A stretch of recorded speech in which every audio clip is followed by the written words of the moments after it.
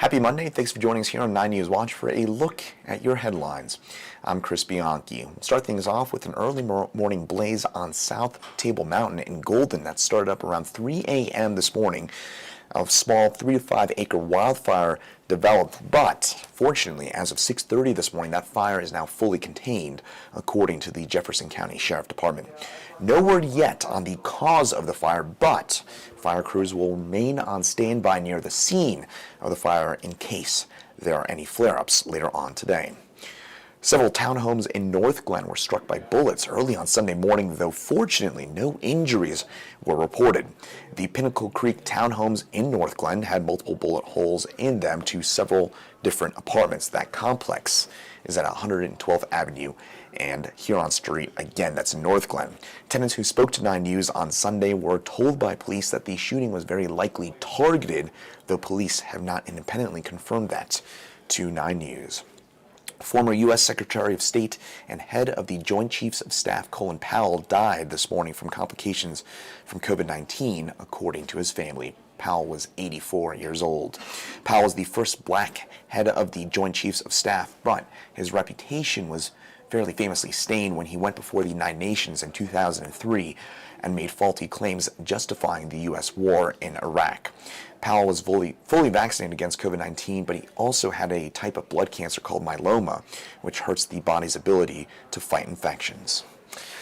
New today, we're getting a look inside Denver's Civic Center Park. It's been closed for about a month now to make repairs to the park, but the city says that could cost more than $1 million. 9 News reporter John Glasgow explains some of the improvements that have already been made at Civic Center Park.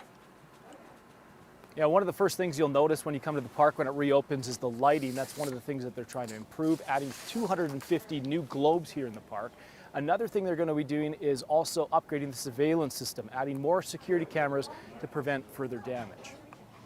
The city recently closed the park under a public health order. Denver Parks and Recreation says it had issues with rodents, human waste, and drug paraphernalia. The city says the most expensive fix is going to be the Greek Theater. The price tag is at $1.2 million to repair the rare stone that makes up the historical structure. The city says it will pick and choose what can be fixed within the budget to help restore the park. Perhaps the most important addition will be 11 maintenance workers and 8 additional rangers to make sure that staff are in the park from 4 a.m. to midnight every day.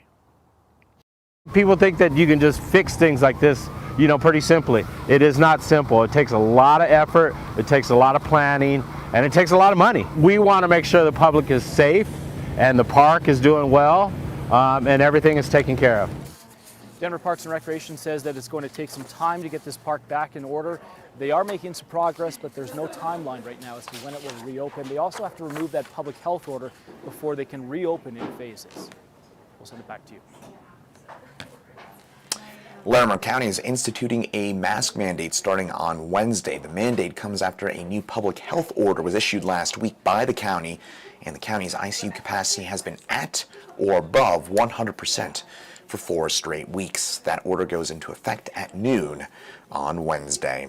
Colorado Governor Jerry Polis will get his flu shot today, a nod to avoiding a so-called twindemic this winter of COVID-19 and the flu. Public health officials are urging Coloradans to get their seasonal flu shot in addition to the COVID-19 vaccination to once again avoid both COVID-19 and the flu from affecting people this winter.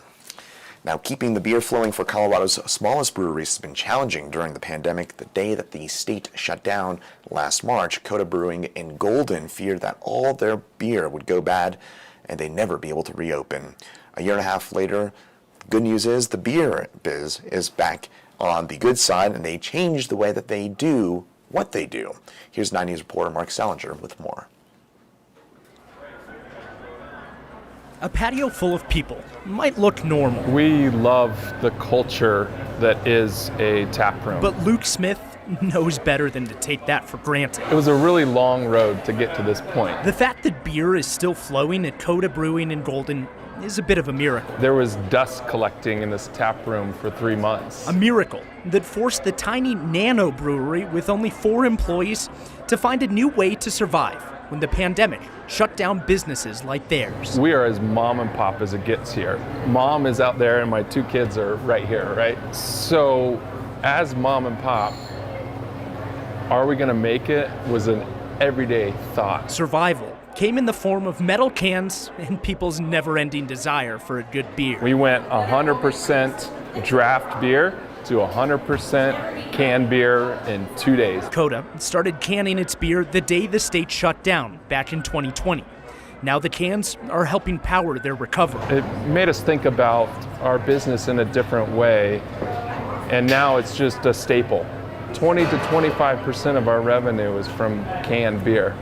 And when we set out, we wanted to be 100% draft only. Luke used CARES Act funding and a small business grant from Jefferson County Now we're filling from the bottom up with beer. to buy his own canning machine to keep the beer flowing. It's about as manual as it gets, but it gets the job done for what we need, right? Now the cans that came from desperation It was on everyone's mind whether or not we're gonna survive. make it possible for people to be back here today. It has changed our business model forever. Well, some more good news this morning. Ski season is officially here in Colorado. Arapahoe Basin opened a couple of its slopes back on Sunday morning, so yesterday, and the ski area says that the High Noon Trail has an 18-inch base of packed powder. They came in a close second in the race to be the first to open. Wolf Creek opened its doors back on Saturday. The ski area, Wolf Creek in Pagosa Springs, is closed for today, but it'll reopen next weekend.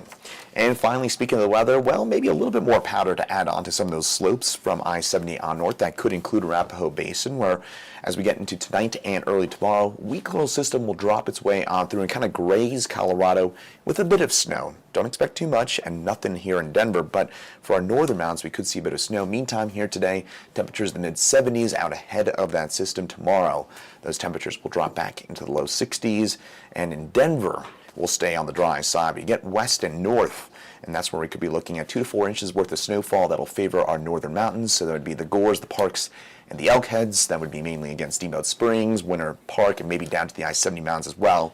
We'll get a little snow overnight and through the day tomorrow. Then the rest of the week will gradually warm on up and stay on the dry side here in Denver and throughout much of the state. That'll do it for your top headlines here on 90s Watch on this Monday morning. Thanks for joining us. I'm Chris Bianchi, and we'll see you right back here tomorrow.